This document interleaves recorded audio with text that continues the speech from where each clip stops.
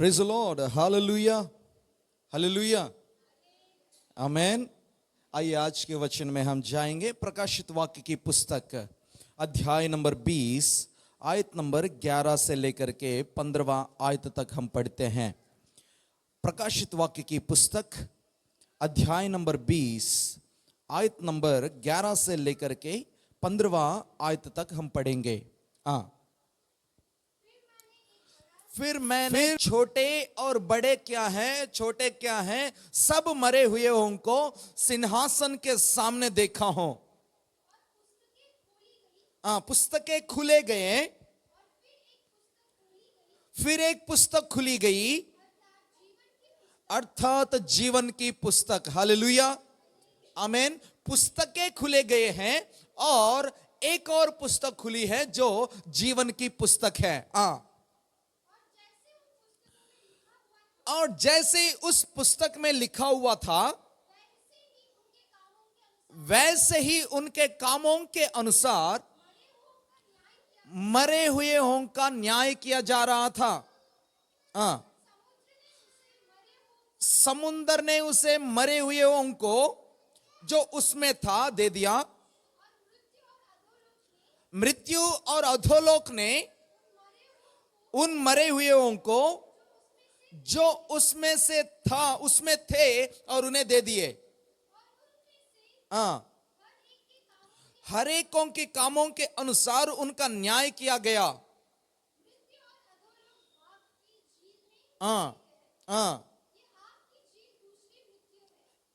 मृत्यु और अधोलोक भी आग की झील में डाले गए और आग की झील तो दूसरी मृत्यु है।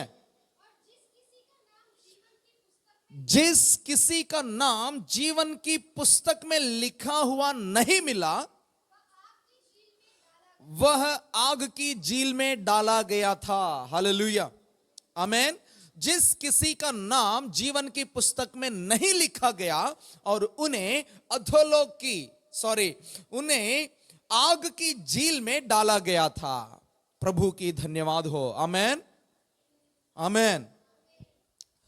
इस आयतों में जीवन की पुस्तक, आज हम थोड़ा सा ध्यान देने की कोशिश करेंगे जीवन की पुस्तक पर। अभी टाइम ज्यादा हो गया है इसलिए मैं इस जीवन की पुस्तक के बारे में थोड़ा बहुत परिचय आपको दिलाऊंगा, परिचय आपको दूंगा। उसके बाद अगले हफ्ता इसकी विस्तार रूप से हम जानकारी लेने की कोशिश करेंगे। हालेलुया, आमेन। जीवन की पुस्तक, इस जीवन की पुस्तक के बारे में प्रकाशित वाक्य की पुस्तक में लगभग 7 बार लिखे गए हैं और साथ में फिलिपियों की पुस्तक में भी एक बार लिखा गया था, इसका जिक्र किया गया था। 7 बार जैसे प्रकाशित वाक्य में इसकी जिक्र लिया गया था, इन 7 बारों में 1-2 जगहों में मेमना की जीवन की पुस्तक नाम से लिखा गया था। और आज हम कुछ सवालों की जवाब लेने की या ढूंढने की कोशिश करेंगे। सवाल हैं, पहला, जीवन का पुस्तक क्या है? दूसरा, जीवन की पुस्तक और मेमना की जीवन की पुस्तक दोनों अलग अलग हैं या एक ही है? और तीसरा, जीवन के पुस्तक में जिसका नाम नहीं लिखा गया है उसका अंत क्या होगा? चौथा, जीवन की पुस्तक में लिखा हुआ नाम क्या मिट सकती है या नहीं मिट पाएंगे? और पांचवा, जीवन के पुस्तक में मेरा नाम लिखवाने के लिए या मेरा नाम लिखा गया है या नहीं है, इसकी पुष्टि हमें कैसे मिलेगी? मेरा नाम जीवन की पुस्तक में लिखा गया है या नहीं लिखा गया है, इसका पुष्टि हम कैसे पाएं, हमें कैसे पता चले? इन सवालों की जवाब आज हम देखने की कोशिश करेंगे। टाइम के हिसाब से जहां तक मैं पहुंच पाऊंगा वहां तक मैं पहुंचूंगा और उसके बाद अगले हफ्ता विस्तार रूप से इस किताब के बारे में डिस्कस करेंगे। हालेलुया, आमेन। प्रभु की धन्यवाद हो। देखिए, जीवन का पुस्तक, जीवन का पुस्तक क्या है? क्या है जीवन की पुस्तक?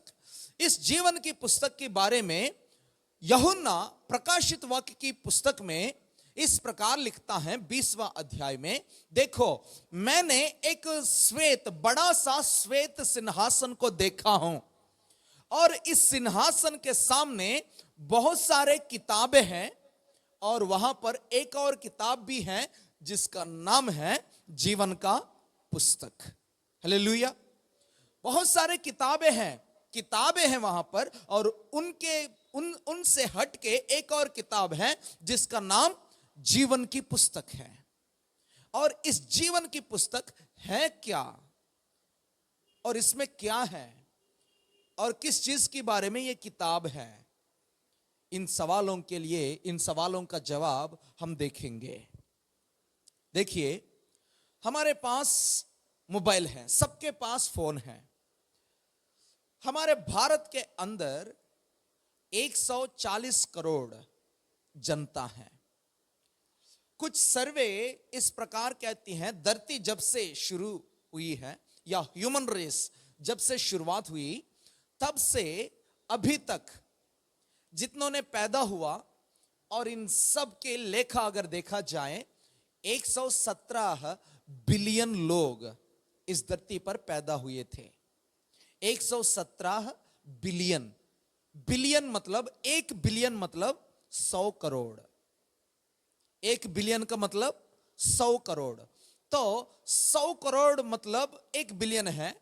117 बिलियन, 117 करोड़ लोग इस धरती पर पैदा हुए थे अब तक, और इन सबकी लेखा परमेश्वर के पास जरूर होगा।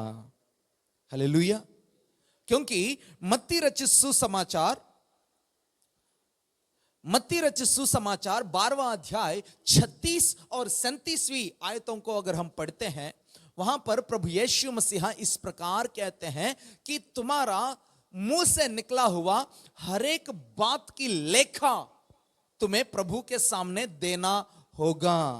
पढ़िए उस आयत को, मत्ती रचित सुसमाचार अध्याय नंबर 12, 36 और 37। जो जो निकम्मे बातें मनुष्य कहेंगे, न्याय के दिन में हर एक बात की लेखा देना होगा। क्योंकि तुम अपनी बातों के कारण निर्दोष, और अपनी बातों का ही कारण दोषी भी ठहराए जाएंगे। हालेलुया। तुम्हारे बातों के कारण निर्दोषी, और तुम्हारे बातों के कारण ही तुम दोषी भी ठहर सकते हो। इसलिए तुम्हारे मुंह से निकलने वाले हर एक बात पर तुम्हें ध्यान देना बहुत ही जरूरी है। तुम्हारी मुंह से जैसे मर्जी वैसी बात, जैसे मर्जी वैसी बोली नहीं आनी चाहिए। तुम्हारे भाई को देखकर निकम्मा ना कहे। प्रभु कहता है तुम्हारे भाई पर गुस्सा तक ना करे, क्योंकि गुस्सा से हम क्या क्या बोल देते हैं।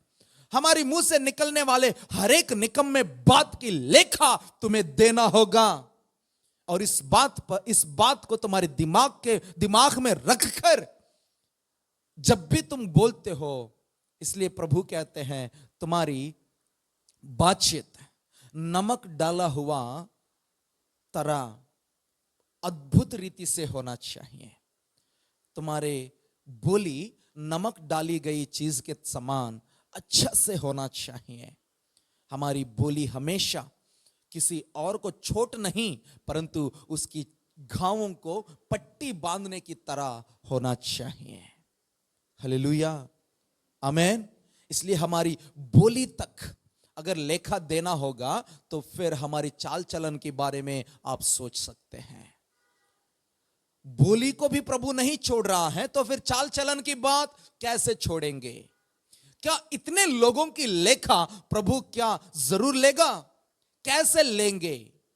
अब देखिए, जैसे मैंने बताया था कि हमारी देश में 140 करोड़ तक जनता है अभी, और इतनी जनता में कितने लोग मोबाइल फोन इस्तेमाल करते हैं? कितने लोग इस्तेमाल करते हैं? यहां पर बैठे हुए सबके पास फोन है, एक दो लोगों को छोड़ के। और यहां पर बैठे हुए सबके पास जितने मोबाइल्स हैं, आप आज के दिन में कितने फोन कॉल करते होंगे? कितने फोन करते होंगे? 2, कम से कम 2 या 5, एक से ज्यादा तो करते होंगे। और कितने मैसेजेस किए होंगे? सुबह उठते ही तुम्हारे व्हाट्सएप में बहुत सारे मैसेजेस आते हैं और तुम उनकी रिप्लाई देते हो। बहुत सारे ग्रुप्स में से मैसेजेस आएंगे। मतलब अगर एक इंसान एक दिन के अंदर, हमारे भारत में ही एक दिन के अंदर देखा जाए तो कितने फोन कॉल्स जाते हैं, कितने मैसेजेस जाते हैं, कितने फोटोज लिए जाते हैं, कितने फोटोज भेज दिया जाता है, रिसीव किया जाता है, कितने वॉइस रिकॉर्डिंग जाते हैं। और इन सब की रिकॉर्ड एक दिन का नहीं, 10 साल का रिकॉर्ड भी वो मोबाइल फोन की कंपनियां तुम्हें दे सकते हैं। अगर एक इंसान इतना हिस्ट्री या इतना रिकॉर्ड या इतना लेखा रख सकता है तो फिर मेरा खुदावंद क्यों नहीं? आमीन, हालेलुया। एक इंसान इतना रिकॉर्ड तुम्हारी सेव करके रख सकते हैं तो फिर मेरा परमेश्वर क्या तुम्हारी लेखा जोखा रिकॉर्ड करके नहीं रख सकते? बिल्कुल, तुम्हारी सबकी इंफॉर्मेशन, कहा, कैसे, कब, किससे क्या किए हैं, कैसे बोले हैं, इन सारी चीजों की लेखा मेरा प्रभु के पास जरूर होगा। सबकी रिकॉर्ड जिसमें छुपे हुए हैं और उस किताब का नाम है जीवन की पुस्तक। हालेलुया। कुछ लोग पेन ड्राइव इस्तेमाल करते हैं, कुछ लोग हार्ड रीडर, हार्ड डिस्क इस्तेमाल करते हैं ताकि इंफॉर्मेशन को वह सेव करके रख पाए। मेरा प्रभु हमारे सबके इंफॉर्मेशन उनके पास रिकॉर्डेड है। हमारा बोली तक वो रिकॉर्ड करके रखा है और उस रिकॉर्ड का नाम जीवन का पुस्तक। हालेलुया, आमीन। इस जीवन की पुस्तक में उनकी रिकॉर्ड आपको मिलेगी जो यीशु मसीहा पर विश्वास कर चुके हैं, विश्वासिया। आमीन, हालेलुया। विश्वासियों का रिकॉर्ड, विश्वासियों का नामों की रिकॉर्ड मेरा प्रभु के पास है और उस रिकॉर्ड, उस लिस्ट जीवन के पुस्तक में लिखा गया है और यही है जीवन की पुस्तक। एक प्रकार मैं कह दूं जीवन की पुस्तक क्या है? जीवन की पुस्तक उन लोगों की अभिलेख है जो परमेश्वर के हैं और जिन्होंने अनंत जीवन प्राप्त किए हैं। Hallelujah, hallelujah.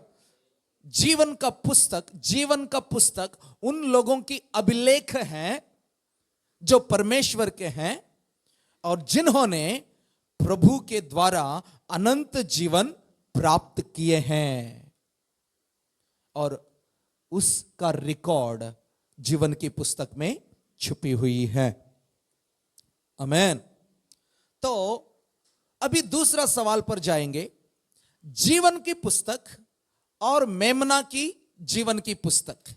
मेमना की जीवन की पुस्तक के बारे में हम देख सकते हैं प्रकाशित वाक्य की पुस्तक 21वां अध्याय आयत नंबर 27 पढ़िए। प्रकाशित वाक्य की पुस्तक 21 का 27। परंतु उसमें कोई अपवित्र वस्तु या घृणित काम करने वाले या झूठ कहने वाले किसी रीति से प्रवेश नहीं कर पाएंगे, पर केवल वे लोग जिसके नाम मेमने की जीवन की पुस्तक में लिखे हैं। हालेलुया। और वैसे ही अध्याय नंबर 13 में भी, 13 आयत नंबर 8 में भी इसकी जिक्र की गई है। पढ़िए 13 का 8। पृथ्वी की वे सब रहने वाले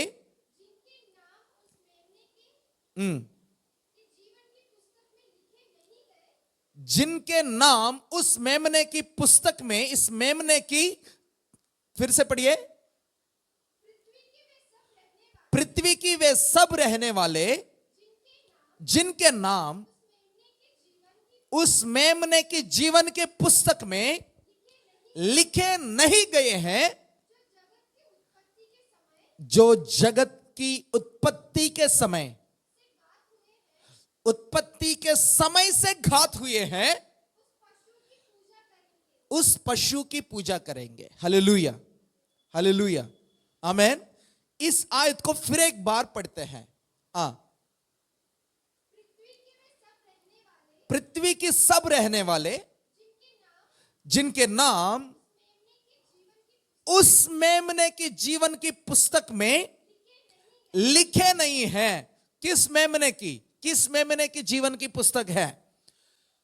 उत्पत्ति से, जगत की, फिर जगत की उत्पत्ति के समय से घात हुआ है उस मेमने। उस मेमना, कौन सी मेमना? ये जगत की उत्पत्ति में घात किया गया है, घात हुआ है, उत्पत्ति से ही घात हुआ है।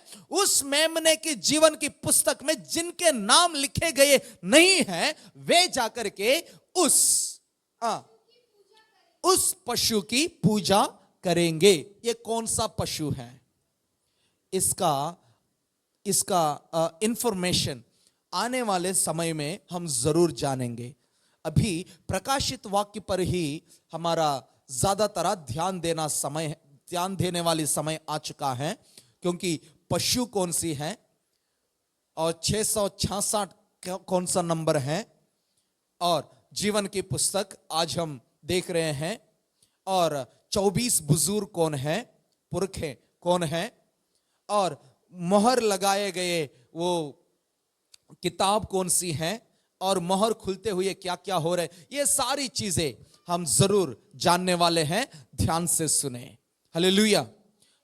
मेमने की जीवन की पुस्तक, और इस मेमने की जीवन की पुस्तक और जीवन का पुस्तक, क्या ये दोनों सेम है? मैं तो कहता हूं ये दोनों सेम ही है। अगर इन दोनों आयतों को ध्यान से पढ़ोगे, आपको जरूर समझ आएगा कि इस मेमने से, इस मेमना की वधा से, इस मेमने की घात होने से जिन्होंने अपना नाम जीवन के पुस्तक में लिखवाए गए हैं, सिर्फ वे ही प्रभु के स्वर्ग में प्रवेश कर पाएंगे। हालेलुया, आमेन। इसलिए परमेश्वर की जीवन की पुस्तक और इस मेमने की जीवन की पुस्तक दोनों एक ही है। अभी जाते हैं तीसरे सवाल पर। हमारी तीसरी सवाल है, कौन सा? तीसरा सवाल कौन सा है? जिसका नाम जीवन के पुस्तक में नहीं लिखा गया है, तो उनका परिस्थिति क्या होगा, उनके साथ क्या होने वाला है? हालेलुया, उनके साथ क्या होने वाला है? जिसका नाम जीवन की पुस्तक में नहीं लिखवाया गया है, नहीं लिखा गया है, तो उसका नाम क्या, उसके साथ क्या होगा? पढ़ते हैं एक आयत को। 20वां अध्याय 15वां आयत में ही साफ साफ लिखा गया है, जिसका नाम जीवन की पुस्तक में नहीं मिलेगी, उनके साथ क्या होने वाला है। जिस किसी का नाम जीवन की पुस्तक में लिखा हुआ नहीं मिला, तो वे आग की झील में डाला गया है। Hallelujah, hallelujah. जिसका नाम जीवन के पुस्तक में नहीं लिखा गया है, और उन्हें अनंत काल के लिए आग की झील में डाला जाएगा। इसलिए हमारा नाम जरूर उस आग से बचने के लिए, उस आग की झील से बचने के लिए, हमारा नाम जरूर इस जीवन की पुस्तक में लिखवाना अवश्य है। हालेलुया। अगर इस किताब में हमारा नाम नहीं है, तो हमें जरूर उस झील की आग की झील में जाना होगा। इससे डरे, इस डर के साथ परमेश्वर के सम्मुख में गिड़गिड़ाते हुए अपना नाम जीवन की पुस्तक में जरूर लिखवाए।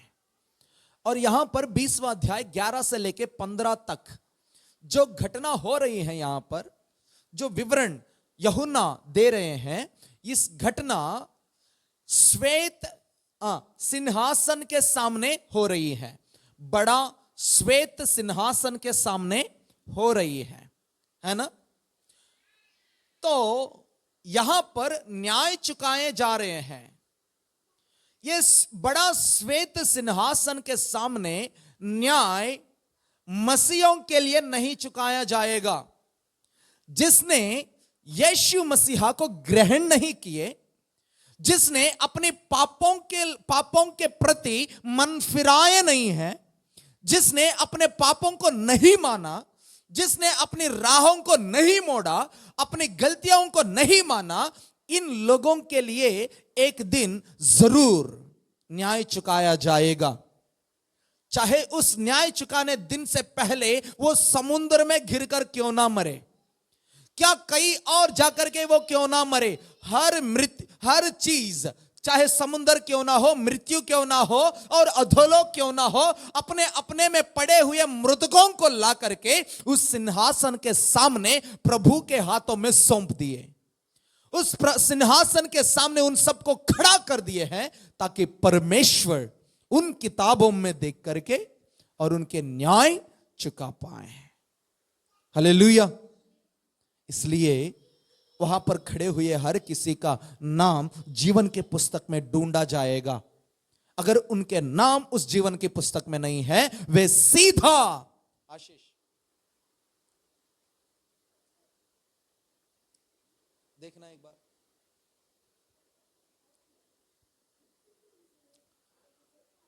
जिनका नाम जीवन की पुस्तक में लिखा हुआ नहीं मिलेगी, उन्हें सीधा आग की झील में उन्हें डाला जाएगा।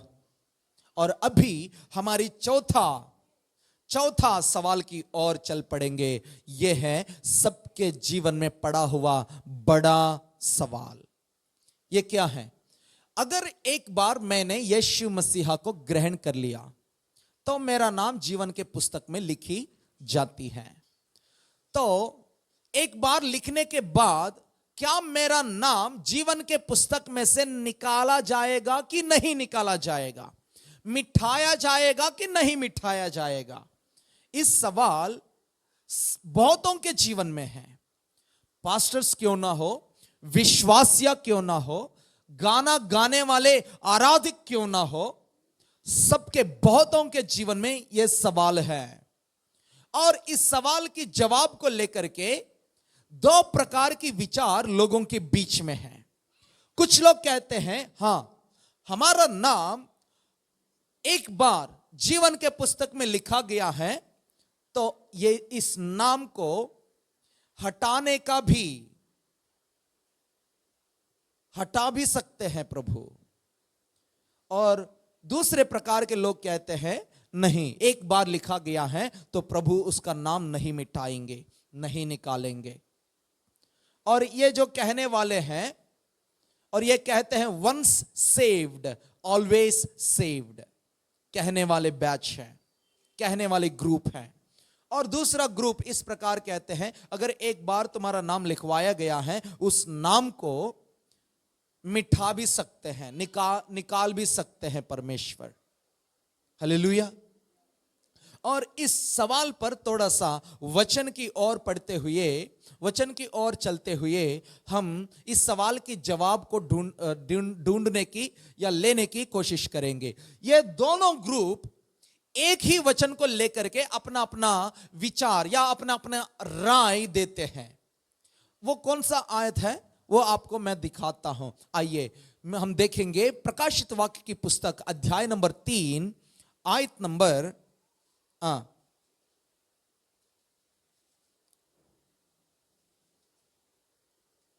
पढ़िए, आयत नंबर 5। उस आयत को अभी हम पढ़ते हैं। प्रकाशित वाक्य की पुस्तक 3 अध्याय आयत नंबर 5, जो जय पाए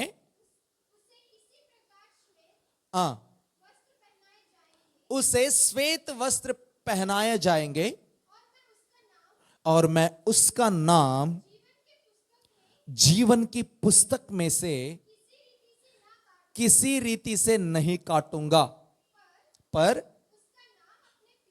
उसके नाम अपने पिता के सामने और स्वर्गदूतों के सामने भी मान लूंगा। हालेलुया, आमेन। इसी आयत को लेकर के लोगों के बीच में 2 प्रकार के विचार हैं, 2 प्रकार की राय हैं। पहली विचार इस प्रकार की है, हां, अगर हमने जय पाए तो मेरा नाम परमेश्वर की किताब में या जीवन के पुस्तक में लिखा गया है, तो प्रभु किसी भी रीति से उस नाम को नहीं मिटाएंगे, क्योंकि हमने जय पाए हुए लोग हैं। हमने इस दुनिया में प्रभु यीशु मसीहा को विश्वास किए हुए लोग हैं, विश्वासिया ही जय पाए हुए लोग हैं, इसलिए हमारे नाम इस पुस्तक में से नहीं निकाला जाएगा। और दूसरे ग्रुप इस प्रकार कहती है, हां, जय पाए हुए लोगों का नाम इस किताब में से नहीं निकाला जाएगा, वो तो ठीक है, लेकिन प्रभु वही कह रहा है, उनके कहने की तरीका को देखिए कि उसका नाम किसी भी रीति से नहीं निकालूंगा। फिर से पढ़िए उस आयत को।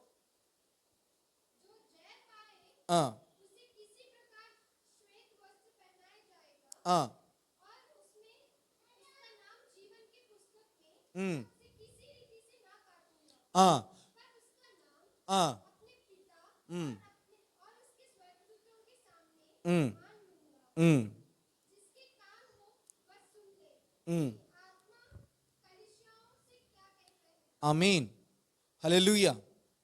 और यहां पर परमेश्वर प्रभु यीशु मसीहा कहने वाली इस बात को लेकर के दूसरा ग्रुप इस प्रकार कहती है कि देखो, प्रभु कह रहा है जो जय पाए हैं उनका नाम किसी रीति से मैं काटूंगा नहीं।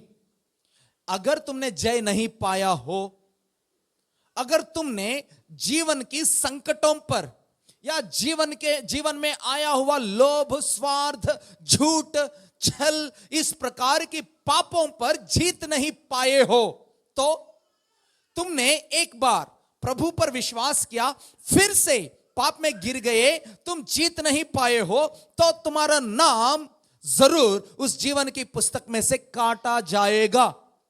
इस प्रकार दूसरे प्रकार के लोगों का भी राय है। अगर इस आयत के तरफ ध्यान से अगर हम देखें तो प्रभु सार्थीश कलीसिया से इन बातें कह रहे हैं। 3 अध्याय पहली आयत को पढ़िए। 3 अध्याय पहली आयत। सरदीस की कलीसिया से, कलीसिया की दूत को ये लिखा। धन्यवाद, हालेलुया। सरदीस की कलीसिया की दूत को यह लिखना।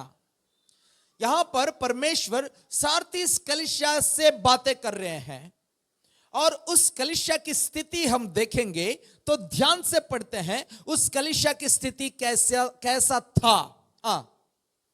पढ़िए दूसरी आयत से, पहली आयत से पढ़िए, पहली आयत से।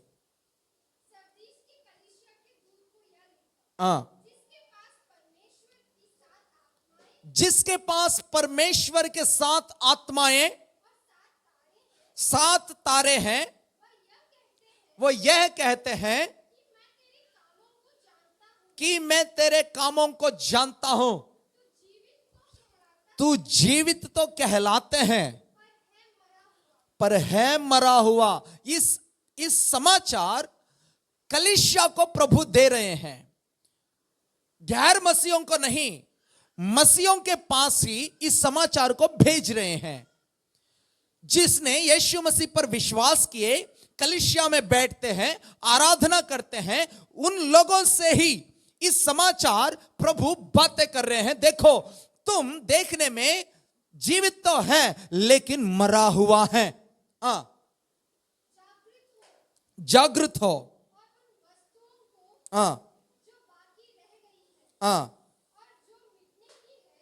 जो मिटने पर है, कुछ वस्तुएं हैं, कुछ टैलेंट्स हैं, कुछ काम हैं, कुछ विचार ऐसे हैं तुम्हारे जीवन में पवित्रता को पकड़कर रखने वाले, कुछ बचे हुए हैं अभी, क्योंकि कम ज्यादा से ज्यादा तुमने खो दिए। थोड़ा बहुत जो विश्वास, थोड़ा बहुत जो पवित्रता, थोड़ा बहुत जो परमेश्वर के नाम से भय जो है वो बची हुई है, उसे उन्हें ढूंढकर उन्हें बचा कर रखना।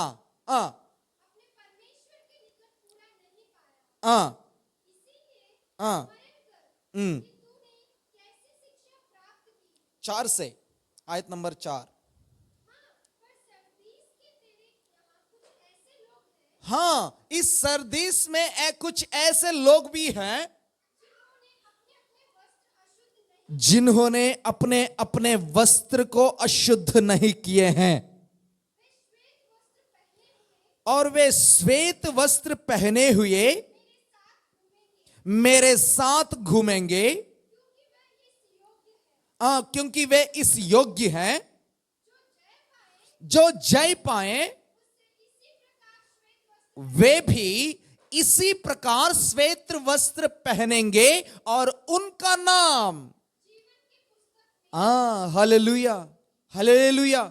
सार्थिस की कलीसिया में कुछ ऐसे लोग भी हैं जिसने अपनी वस्त्रों को गंदा कर रखे हैं, अपनी धार्मिकता की कपड़े, अपनी पवित्रता की कपड़े को मैल कर रखा है। कुछ ऐसे लोग भी हैं जो अशुद्ध नहीं करा अपने वस्त्रों को, और उन्हें प्रभु कह रहा है, उन्हें मैं सफेद कपड़े दूंगा और वे मेरे साथ घूमेंगे। और साथ साथ में मैं तुम्हें भी बता रहा हूं, जिसने अपने कपड़े को मैल कर रखा है, अशुद्ध कर रखा है, कि तुम भी अगर जय पाओगे तो तुम भी इसी प्रकार सफेद कपड़े पहनेंगे, श्वेत कपड़े पहनेंगे, और तुम्हारा नाम किसी रीति से जीवन की पुस्तक में से नहीं निकालूंगा। अब बताइए, आप ही बताइए मुझे, आप बताइए, क्या नाम मिट सकती है या नहीं मिट सकता है? मिट सकता है। तुमने उद्धार पाया, परमेश्वर की सेवकाई में है, परमेश्वर की कलीसिया में है, तुम्हारा नाम लिखा हुआ, तुम्हारा नाम जीवन के पुस्तक में से मिट भी सकता है। कैसे मिटेगा? इस वचन के लिए मैं कई बार परमेश्वर से प्रार्थना करते हुए मांगा कि प्रभु, क्या हमारे नाम जीवन के पुस्तक में से मिटा दोगे? विश्वासियों का नाम जीवन की पुस्तक में से मिटाओगे? परमेश्वर दयालु है, प्रेमीमय है। वे नहीं चाहता है कि उनके संतान, उनके बच्चे, उनके रूप में बनाया गया इंसान अनंत काल के लिए आग की झील में पड़े। वे नहीं चाहता। आग की कुंड या आग की झील शैतान के लिए प्रभु ने बनाया है, इंसान के लिए नहीं। इसलिए वे नहीं चाहता है कि आपका नाम या आपको शैतान के साथ आग की झील में डालें। इसलिए बार बार वे हमें मौका देता है, चाहे हम इंसान होने के नाते, क्योंकि रोमियों की पुस्तक 3 अध्याय में पौलुस कहता है, सबने पाप किए और परमेश्वर ने दिया हुआ महिमा को खो दिए हैं। सबने, लेकिन वे उस बात को पहचान नहीं पा रहे हैं। सबके सब ने पाप कर चुके हैं, और आज भी हम अपने जीवन में पाप कर ही रहे हैं। हर कदम में, हर मोड़ पे हमारी जिंदगी का पाप कर ही रहे हो। बातों से, चाल चलन से, इन चीजों से पाप कर ही रहे हैं। परंतु प्रेमामय परमेश्वर, हम प्रभु के सामने घुटने टेक कर हृदय की गहराई से जब हम माफिया मांगेंगे, मन फिराएंगे, वे जरूर क्षमा करेंगे। हालेलुया। और इस बात के लिए मैं प्रार्थना करते समय कई साल से, कई दिनों, कई महीनों से प्रार्थना किया था। तब मैंने अचानक से एक परमेश्वर की दासी से मिला और उनसे मैंने पूछा यही सवाल कि क्या किसी का नाम जीवन की पुस्तक में से मिट सकती है। उन्होंने अपने जीवन में देखा हुआ एक दर्शन को मुझे बताया। दर्शन यह था कि वे आत्मा में परमेश्वर के स्वर्ग पहुंचे और उनके प्रभु के सामने मेमना की जीवन की पुस्तक खुली हुई देखे और उस किताब में बहुत सारे नाम लिखा हुआ उन्होंने देखा। और उन नामों को ध्यान से जब उन्होंने देखे, कुछ नाम चमक रहे थे, रोशनी से भरा हुआ है, चमक रहा था। और कुछ ऐसे नाम भी है जो धुंधला सा दिख रहे हैं, और कुछ ऐसे नाम हैं और वो जो नाम है मिटने पर था। कुछ नाम थे जो रोशनी से, उजाला से भरा हुआ है, चमक रहा है। कुछ नाम है जो मामूली रीति से पड़ा हुआ है। कुछ ऐसा भी नाम है जो मिटने पर पड़े हुए हैं। और इन नामों के बारे में जब उन्होंने आत्मा में परमेश्वर से पूछे, तब प्रभु ने कहा कि इन लोगों का नाम, जिसने अपना अपना नाम जीवन के पुस्तक में लिखवा लिया, प्रभु यीशु पर विश्वास करके और मन फिराकर, जिन्होंने अपना नाम इस किताब में लिखवा लिया है और उनकी कामों के अनुसार यहां की नाम उनकी चमकती हैं। हालेलुया। अगर उनका नाम धर्मीमय और परमेश्वर को भाता रहने वाले काम नहीं करते हैं और अपने जीवन में विश्वास में कमजोर हो जाते हैं और अपने जीवन में पवित्रता से दूर हो जाते हैं, अपनी जीवन में शैतानी के कामों में और दुनियादारी की चीजों में ज्यादा जोर लगाते हैं, ऐसे समय पर उनके नामों की रोशनी कम होता चला जाएगा और उनकी मृत्यु तक ये मौका उनके जीवन में दी जाती है फिर से उनका नाम वे अपने कामों से चमकाएं। अगर वे अपनी मृत्यु से पहले उस नाम को चमका नहीं पाएंगे तो फिर वे उस नाम अपने आप मिट जाएगी, अपने आप मिट जाएगी। अब मैं विश्वास करता हूं कि आपको समझ जरूर आ गया होगा कि तुम्हारा नाम जब यीशु मसीहा की किताब में, जीवन की पुस्तक में लिखा गया है और उस किताब में लिखा हुआ तुम्हारा नाम को कैसे अंत तक बचाकर रखना होगा तुमने जान लिया होगा। और उस नाम को अपनी कर्मों से, अपनी बोली से, अपने विश्वास से, अपनी पवित्रता से उस नाम को चमकाते रहने दे। जब जब हम कमजोर पड़ जाते हैं, जब जब हम परमेश्वर से दूर होते जाएंगे, उस नाम की रोशनी कम होता चला जाएगा।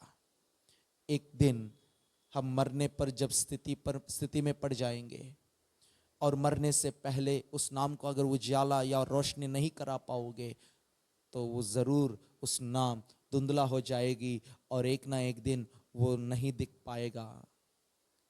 एक ना एक दिन उस नाम हमारे प्रभु के जीवन की पुस्तक में से मिट जाएगी।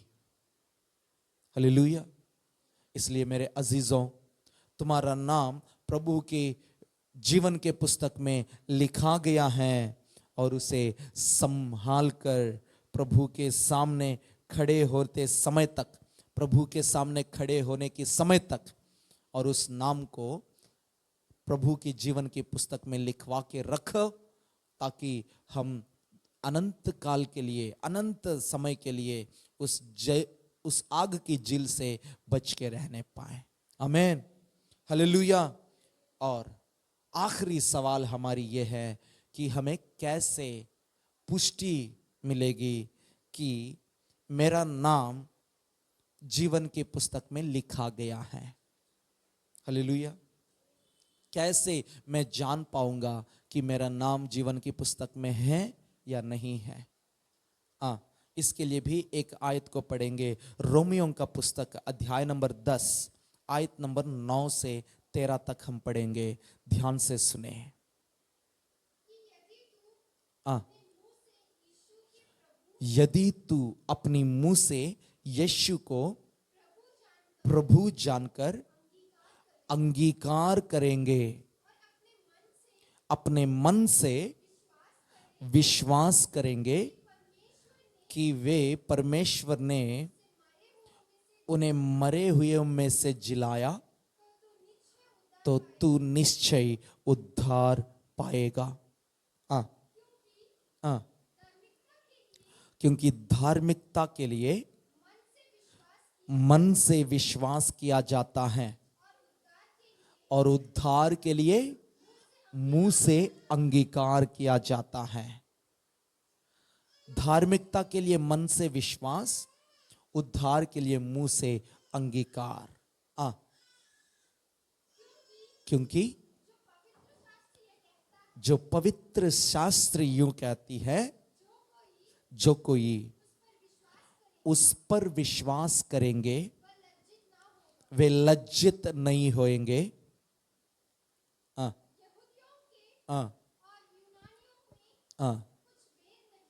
चाहे यहूदी क्यों ना हो, चाहे यूनानी क्यों ना हो, किसी भी प्रकार की भेद नहीं है। इसलिए कि वे सबके प्रभु हैं, वे सबके प्रभु हैं। वे अपने सब नाम लेने वालों के लिए उद्धार है। हालेलुया, प्रभु की धन्यवाद हो। देखा कि उद्धार के लिए अपने मुंह से अंगीकार किया जाता है और धार्मिकता के लिए मन से विश्वास किया जाता है। जिन्होंने यूहन्ना रचित सुसमाचार पहला अध्याय 13 आयत से लेकर के अगर आप पढ़ोगे 12-13 आयतों को अगर आप पढ़ोगे, वहां पर लिखा गया है, यीशु मसीहा पर जितनों ने विश्वास किए उन्हें अधिकार दिया गया है, अधिकार मिला है कि वे परमेश्वर की संतान होने पाए। अपने मुंह से हमें अंगीकार करनी होगी।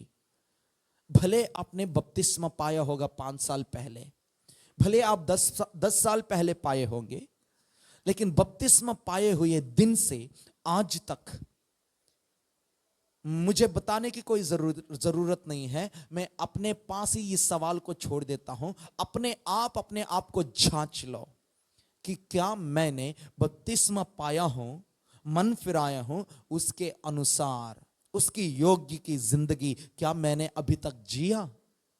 अगर प्रभु ध्यान से हम सबको देखे तो फिर कोई भी प्रभु के सामने खड़ा नहीं हो सकते हैं। परंतु प्रभु यीशु मसीहा में हमारे लिए एक और मौका है। हमें मरने से पहले आप सोचते होंगे अब तो मेरा मृत्यु नहीं आने वाली है, मैं अभी 20 साल का हूं या 30 साल का हूं या 25 साल का हूं या मैं 40-50 साल का हूं, मैं अभी बहुत ज्यादा जिंदगी है मुझे जीने के लिए, अभी मृत्यु नहीं आएगी। मैं बता रहा हूं, मृत्यु कब कैसे आएगा कोई नहीं बता सकता, कोई नहीं बता सकते। कोरोना के समय में एक मिस्टर इंडिया पर चुना गया एक अट्टा कट्टा एक आदमी, छोटी सी वायरस उन्हें आने पर उन्होंने 3-4 दिन के अंदर ही उन्होंने दम तोड़ा। और कर्नाटका का एक सुपरस्टार राजकुमार, कोई नहीं सोचते हैं, कोई नहीं अंदाजा भी नहीं लगा सकते हैं कि ये मर जाएंगे। देखने में सुंदर, शारीरिक रीति से अट्टा कट्टा बलबूती वाला, परंतु उन्हें भी ऐसे देखते ही वो जिम करते हुए ही तुरंत वही की वही खत्म हो गए हैं। मैं बता रहा हूं, किसको कब कैसे किस रीति से मृत्यु आएगी कोई पता नहीं है। इसलिए मरने से पहले मतलब अब इस वक्त में तुम जीवित हैं, किसी भी रीति से ये मेरी आवाज तुम्हारे पास पहुंच रही है, तो फिर यही उद्धार का समय है। और इसी वक्त पर तुम घुटने टेके प्रभु के सामने मन फिराएं, प्रभु को अपनाएं, अपने मुंह से कबूल करें, तब जाकर तुम्हारा नाम प्रभु की जीवन की पुस्तक में लिखी जाएगी, ताकि तुम अनंत काल की आग की झील में ना पड़ पाए और प्रभु के साथ अनंत काल के लिए अनंत जीवन को पाने पाए।